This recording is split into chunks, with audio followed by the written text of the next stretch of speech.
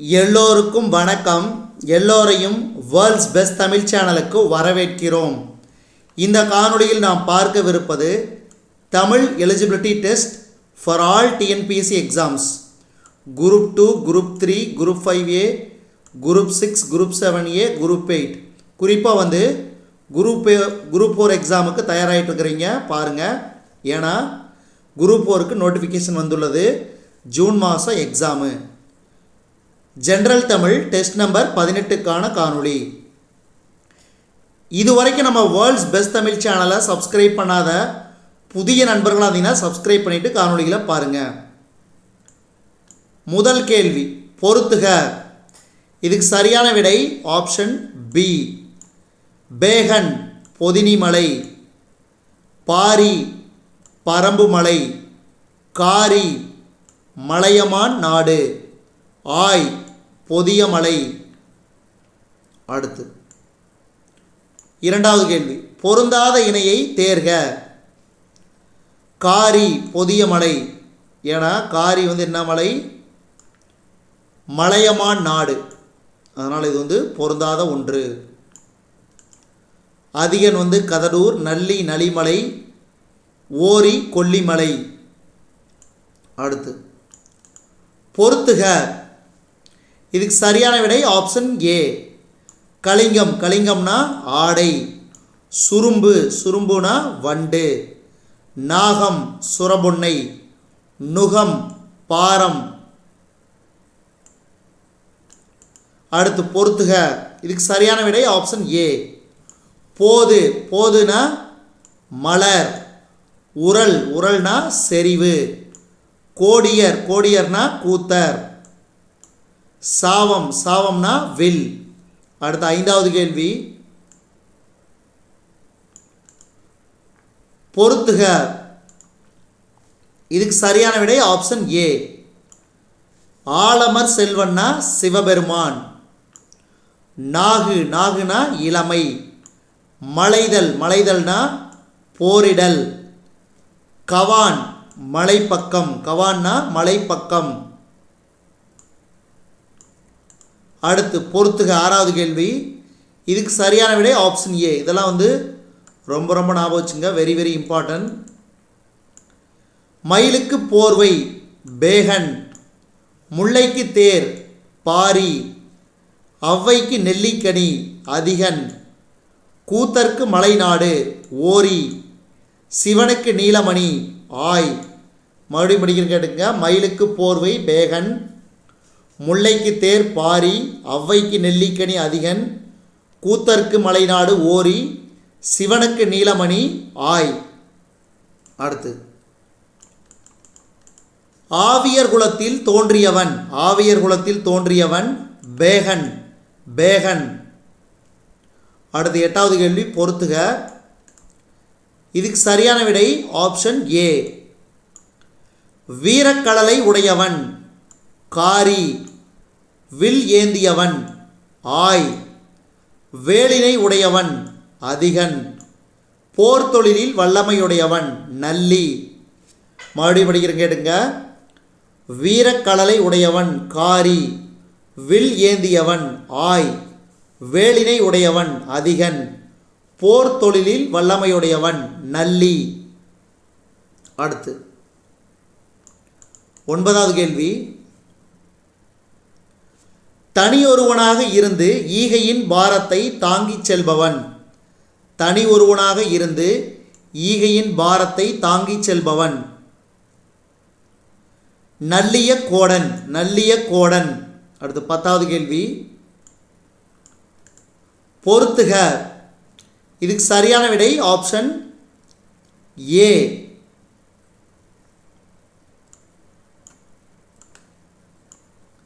வாய்த்த, வாய்த்தனா பெயரச்சம். கவான் செய்யுளிசை அளபடை. தடக்கை உரிச்சொல் தொடர். நீலம் ஆகுபெயர்.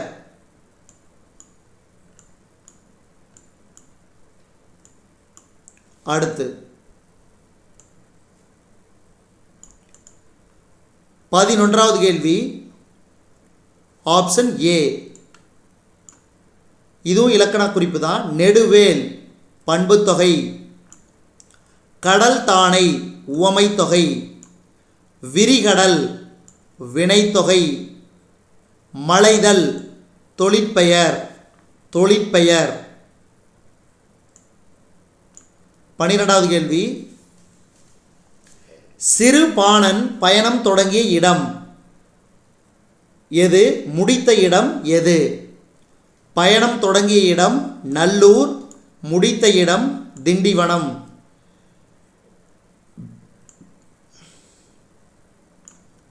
சிறு பாணனின் பயணம் குறித்த தகவல்களை 10 பாட்டு ஆராய்ச்சி எனும் நூலில் குறிப்பிட்டுள்ளவர். சிறு பாணனின் பயணம் குறித்த தகவல்களை 10 பாட்டு ஆராய்ச்சி எனும் நூலில் குறிப்பிட்டவர் மா. ராசமாணிக்கனார். ஆவினன்குடி பொதினி என்றழைக்கப்பட்டு தற்போது டேஸ் எனப்படுகிறது. இதுக்கு சரியான விடை பழனி. அடுத்து 15வது கேள்வி, பொறுத்துக. இதுக்கு சரியான விடை ஆப்ஷன் ஏ. பரம்பு மலை பிரான்மலை, மலையமான் நாடு திருக்கோவிலூர், பொதியமலை குற்றாலம் பாபநாசம், தகடூர் தர்மபுரி, நலிமலை உதகமண்டலம். அடுத்து 16, சிவகங்கை மாவட்டம் திருப்பத்தூர் வட்டத்தில் சிங்கம்புணரிக்கு அருகில் உள்ள மலை பிரான்மலை. விழுப்புரம் மாவட்டத்தில் திருக்கோவிலூர் அமைந்துள்ள ஆற்றங்கரை தென்பெண்ணை. தற்போது அகத்தியர் மலை எனப்படுவது பொதியமலை. கொல்லிமலை அமைந்துள்ள மாவட்டம் நாமக்கல்.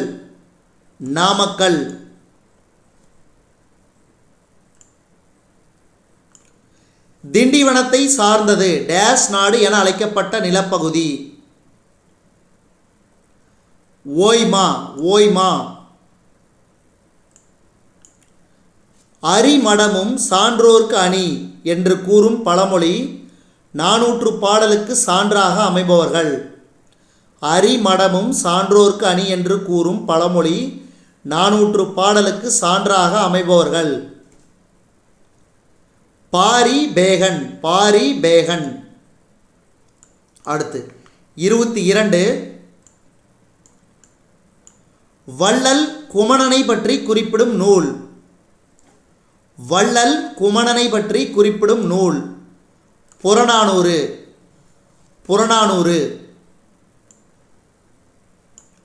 குறுநில மன்னன் குமணனால் ஆளப்பட்ட மலை முதிரமலை. தன் தலையை அறிந்து சென்று இளங்குமணனிடம் கொடுத்து பரிசில் பெற்று செல்வாயாக, அதாவது பரிசில் பெற்று செல்லுமாறு குமணனால் கேட்டுக்கொள்ளப்பட்ட புலவர் பெருந்தலை சாந்தனார். சிறுபானாற்றுப் படையை இயற்றியவர் நல்லூர் நத்தத்தனார்.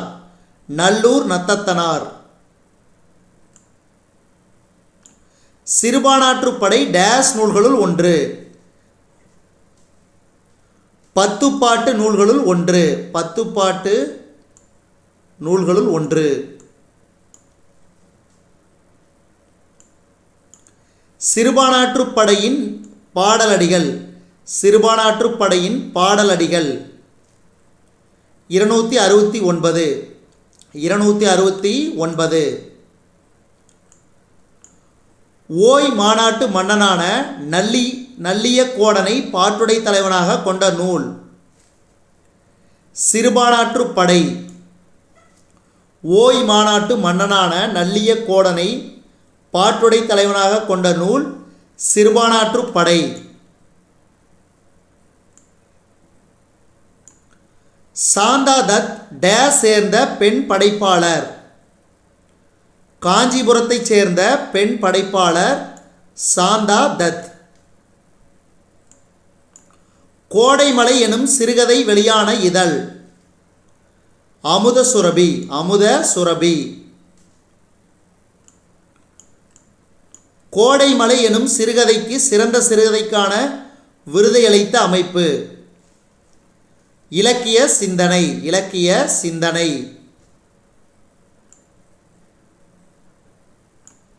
சாந்தா தத் தற்போது வசிக்கும் இடம் ஹைதராபாத். ஹைதராபாத். அடுத்து சாந்தா தத்தின் நிறை மாத இதழ் வெளியாகும் இடம் ஹைதராபாத். ஹைதராபாத். சாந்தா தத் திசையெட்டும் என்ற மொழிபெயர்ப்பு இதழின் ஆசிரியர் குழுவில் உள்ளார்.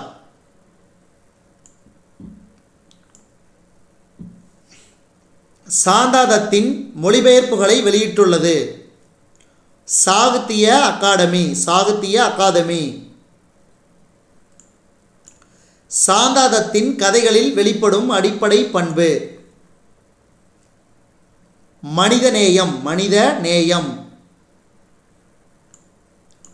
கோடைமலை கதையின் உட்பொருள். கோடைமலை கதையின் உட்பொருள் முதியோர்களை அரவணைப்பது. முதியோர்களை அரவணைப்பது. சிம்பல் என்பதன் பொருள். சிம்பல் என்பதன் பொருள் ஒன்று சேர். ஒன்று சேர். தமிழின் செல்வாக்கினாலேயே வடமொழியில் குறிப்பு பொருள் கோட்பாடு உருவானது என்று குறிப்பிட்டவர் ஹார்ட். ஹார்ட். Option B.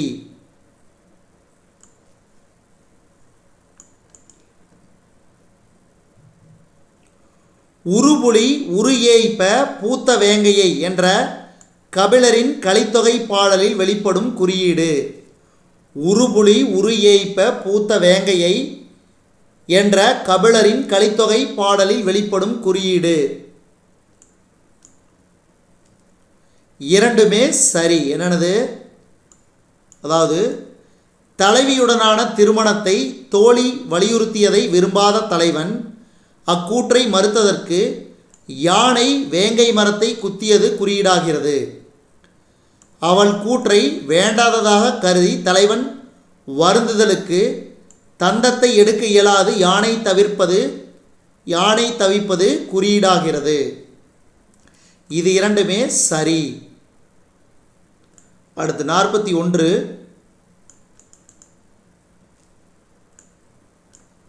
இதுக்கு மூன்றும் சரி. அதாவது கோளிலை வாளை கோள்முதிர் பெருங்குலை எனும் கபிலரின் அகநானூற்று பாடலில் வெளிப்படும் குறியீடு ஆண் குரங்கின் செயல் தலைவனின் செயலுக்கு குறியீடாகிறது. சுனைநீர் தேரல் தலைவன் கொண்டுள்ள இன்பம் தரும் மயக்கத்திற்கு குறியீடாகிறது. சந்தன மரத்தில் ஏறுவதற்கு முடியாமல் பூக்களாகிய படுக்கையில் குரங்கு விழுந்து கிடக்கும் செயல் திருமணம் செய்து கொள்ளாமல் இன்பத்தை மட்டும் நகர நினைக்கும் தலைவனது செயலுக்கு குறியீடாகிறது. இவை மூன்றுமே சரி. அடுத்து 42. வியர்வை எனும் தலைப்பில் இந்த ஆதிரை பருக்கைகள் வீழ்ந்ததும் பூமி பாத்திரம் அமுத சுரபி என்று அப்துல் ரஹ்மான் எழுதியுள்ள கவிதையில் வியர்வை துளிக்கு குறியீடாவது ஆதிரை பருக்கை, செழிப்புக்கு குறியீடாவது அமுத சுரபி. அடுத்து 43.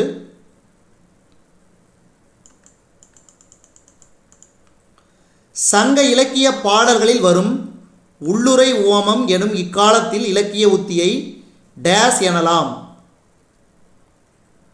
குறியீடு. குறியீடு. அடுத்து குறியீடுகளை பொருத்துக.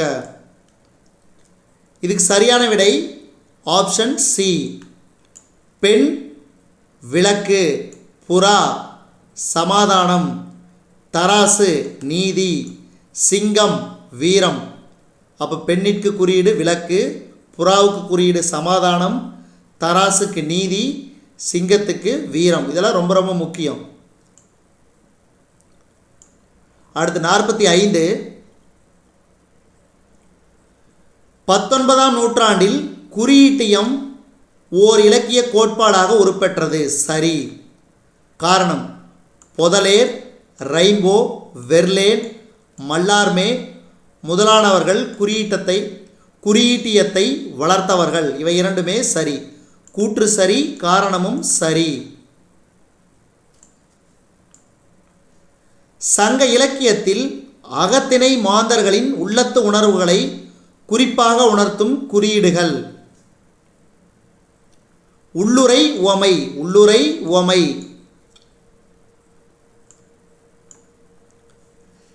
திட்டம் எனும் தலைப்பில் வரங்கள் சாபங்கள் ஆகுமென்றால் இங்கே தவங்கள் எதற்காக என்று எழுதப்பட்டுள்ள கவிதையில் வரம் எதற்கு குறியீடாகிறது? திட்டம், திட்டம்.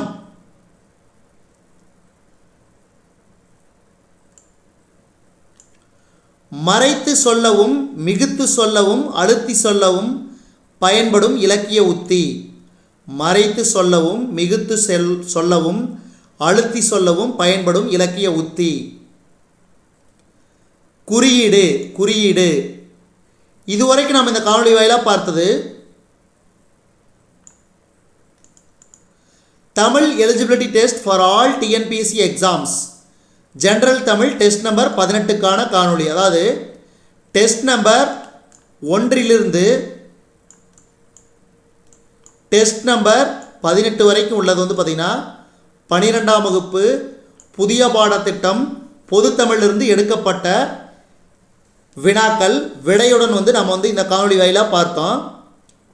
இந்த காணொளி உங்களுக்கு பிடிச்சிருந்துச்சுன்னா லைக் பண்ணுங்கள், கமெண்ட் பண்ணுங்கள். மறக்காமல் இந்த காணொளியை உங்கள் நண்பர்களுக்கும் மற்றவர்களுக்கும் ஷேர் பண்ணுங்கள். மேலும் புதிய காணொளிகளுக்கு நம்ம வேர்ல்ட்ஸ் பெஸ்ட் தமிழ் சேனலோடு இணைந்தே இருங்கள். தொடர்ந்து நம்ம வேர்ல்ட்ஸ் பெஸ்ட் தமிழ் சேனலுக்கு சப்போர்ட் பண்ணுங்கள். நன்றி.